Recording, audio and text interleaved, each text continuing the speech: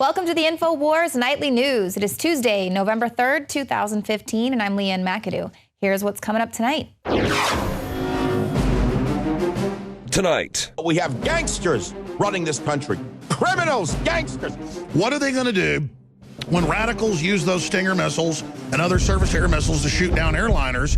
They can't cover it all up.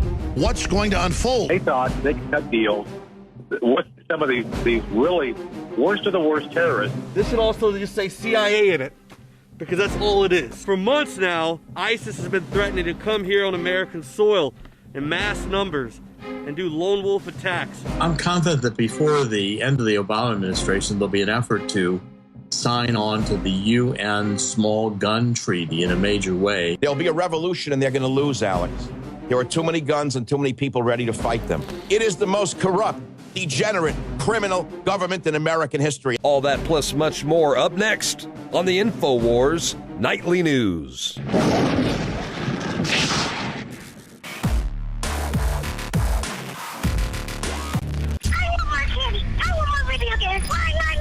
And it's that type of behavior that spurred me to do the research to develop a true nutraceutical formula that was designed to smooth out and help children focus. All of our children are hit with modern mind control. Television, music, fast food, GMOs, sugars, you name it. Young humans have not yet developed their nervous system and are being hammered daily by globalist concoctions. It's no wonder they can't focus and calm down and then are put on dangerous psychotropic drugs. Working with my team, we set out to find the best formula with the highest quality ingredients that children would actually like and take. We worked with the leading manufacturer in nutritional supplements that are safe for children to bring you the most affordable and powerful calming formula out there. Introducing Child Ease with herbs and calming extracts like chamomile and lemon balm and essential nutrients that taste great. Obtain your Child Ease today at InfoWarsLife.com. That's Child Ease exclusively at InfoWarsLife.com.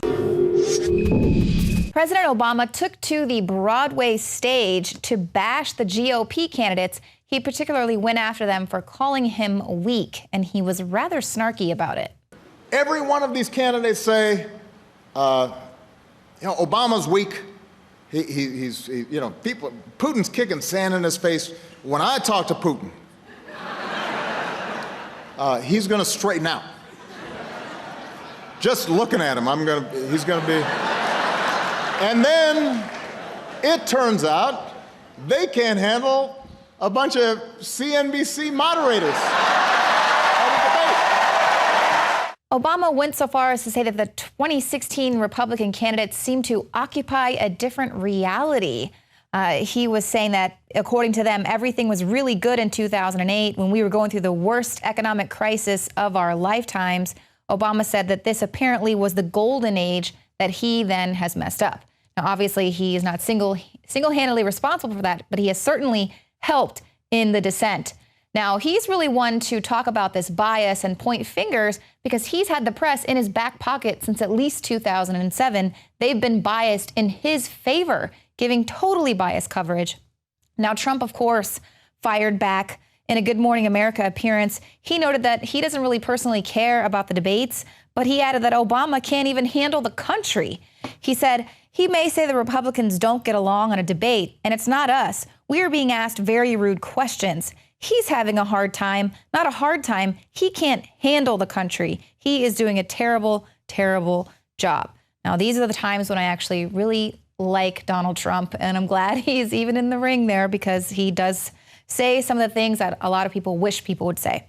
Now, meanwhile, his GOP rival, Ben Carson, pointed out that the president is a total hypocrite, and he noted that in 2007, Obama refused to take part in a Fox News debate for the very same reason, and so did Hillary Clinton. Both Clinton and Obama backed out of a debate that Fox News co-sponsored with the Congressional Black Caucus. And of course, at that time, liberal activists were calling for the Democratic presidential candidates to not participate in these debates, specifically because they say they were biased against Democrats. So that's just the same old liberal hypocrisy. Now, we had a lot of big breaking news on the Alex Jones Show today. Michael Savage was on fire. He was discussing this most corrupt, degenerate, criminal government in American history, and that's going to be coming up. But first, Lieutenant Colonel Anthony Schaefer was also on the show, and he was breaking down key intel regarding the downing of Russian airliner A321 over Egypt. Let me ask you this big question. Now that we see the aftermath years later, ISIS, which is just al-Qaeda, as you do in your organization, you go around, educate Congress, you educate the candidates. Right. You're in an info war with the truth. When the White House 3 years ago was saying, oh, these are all good rebels, they're wonderful, you went and exposed that with other military people that it was almost all radical Saudi Arabian Wahhabist. So they clearly know that. Then what are they thinking? What's the end game? Where is this going? What are they going to do? Like I asked you years ago when this first happened, what are they going to do when radicals use those Stinger missiles and other surface-to-air missiles to shoot down airliners? They can't cover it all up. What's going to unfold? What were they thinking? I mean, you know, in the old days, just 15 years ago, you used to run missions, some of it's come out in the news, trying to find old Stingers. You guys would go through all sorts of hell just to get a few old Stingers. Now you've got hundreds of modern ones being given to these crazies. What is the establishment thinking? Well, at this point in time, I think that's part of the issue. Is they got completely out of control. They know, for example, Alex, that these things are kind of scattered all over. And I think this is where the real fear remains, because the last time a credible terrorist organization tried this was al-Qaeda in 2002 in Kenya, where they attempted to take down 2 Israeli charter aircraft. It didn't work for any number of reasons, thank goodness. But imagine now we have that situation where al-Qaeda does have, and ISIS does have, literally crates of these things. And I think this is where we don't know what's going on, and I think we're blind. What's the end game? Well, I don't know exactly what the leadership was thinking, other than they thought they could cut deals with some of these really worst of the worst terrorists, to think that they could be our partners in the Middle East to bring some level of different stability. And frankly, you know, the whole thing of trying to partner with the Free Syrian Army and the al-Nusra Front, it was all ill-conceived. But I think, to be honest with you, there's an arrogance on the left, Alex, that permeates their thinking, where they think they're the smartest people in the room. The analogy is Enron, where you had Jeffrey Skilling right down there in Texas and Enron thinking that they were the smartest guys in the room, and they could do things that no one else has ever done. And I think that thought has been one of the problems with the left, where they will think, you know, despite the fact they have all these people available to them to help educate them, they think they're smarter than everybody else, and they go off on these really idiotic, ill-conceived concepts of operations, which result in tragedy, and I think that's what's going on here. As Europe is buckling under this refugee crisis, Germany's Chancellor Angela Merkel is actually saying that Germany needs to step up their role in this refugee crisis.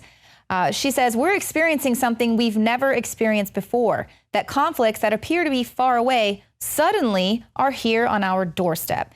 She talks about setting up so-called transit zones for these refugees who are flooding in across the border, saying that those people who are coming from countries of safe origin must be sent back as quickly as possible, which, as we've pointed out, that is the majority of the people that are flooding across the borders in Europe. There are people that are not fleeing from Syria or other war zones. But the Hungarian prime minister is blaming this crisis on an orchestrated move by George Soros and his ilk. Now, this is in an interview on public radio. The Hungarian Prime Minister, Viktor Orban, he accused this billionaire investor of being a prominent member of a circle of activists who support anything that weakens nation states. They support everything that changes the traditional European lifestyle. Now, Soros responded in an email statement. He said he has a 6-point plan published by his foundation, which helps uphold European values, while Orban's actions undermine those values. Now, Orban actually has been criticized. He set up a razor wire fence. That's what he's wanting to do, is set up a razor wire fence. Now, Soros points out that his plan treats the protection of refugees as the objective and national borders as the obstacle. So right there, clearly advocating for open borders, not to protect and uphold European values. And of course, it's not because he wants open borders because we should all be free to travel wherever we would like to without globalists telling us we need to have an identification. But a borderless world is a key component of global governance. That's why they are pushing for this. Now, later in the show, Dr. Jerome Corsi is going to be breaking down the Black Lives Matter movement, which, of course, is another Soros-backed movement. And he kind of talks about how this is an orchestrated social movement in order to create a revolutionary environment to divide and conquer and to create this civil unrest that is so necessary for them to provide order out of chaos and create, of course, their ultimate goal, which is a socialist society. Mushrooming numbers of displaced people across the globe have now reached levels higher than at any time in recorded history. The New York Times reports the United Nations claims that nearly 60 million people have been driven from their homes by war and persecution, an unprecedented global exodus that has burdened fragile countries with waves of newcomers and littered deserts and seas with the bodies of those who died trying to reach safety. Europe is being transformed overnight by the sovereign decimating socialist policies spearheaded by the EU immigration invasion leading German Chancellor Angela Merkel. Merkel recently bent to the wave of immigration critics when she voiced support for transit zones that would serve to send refugees from safe countries of origin packing. Of course, the damage has already been done to many parts of Europe. For example, the small village of Sumte, Germany, population 102, is expected to take in 750 refugees, a metaphor for the transformative collision course now underway. Meanwhile, Hungarian Prime Minister Viktor Orban is attributing the source of the soft invasion of cultural devastation to billionaire George Soros and his circle of activists. Bloomberg reports Soros fired back, claiming Prime Minister Orban treats the protection of national borders as the objective and the refugees as an obstacle. Soros said, "Our plan treats the protection of refugees as the objective and national borders as the obstacle." Back in the United States, President Obama, a key member of Soros's activist circle, has been quietly pursuing a four-option plan to allow work permits to illegals. Regardless of the Fifth Circuit Court of Appeals injunction in order to review the constitutionality of Obama's DHS enforcement nullification initiatives, The Hill reports a leaked memo reveals the first option as providing EADs, or Employment Authorization Documents, or work permits, to all individuals living in the United States, including illegal aliens, visa overstayers, and H-1B guest workers, while Option 4 provides EADs only to those on certain unexpired non-immigration visas. Giving EADs to any of the covered individuals, however, is in direct violation of Congress's Immigration and Nationality Act and works to dramatically subvert our carefully wrought visa system. These plans to issue work permits to DAPA and expanded DACA programs were challenged by 26 states and frozen by Texas federal judge Andrew Hanen. But that isn't stopping Obama, who has a phone and a pen.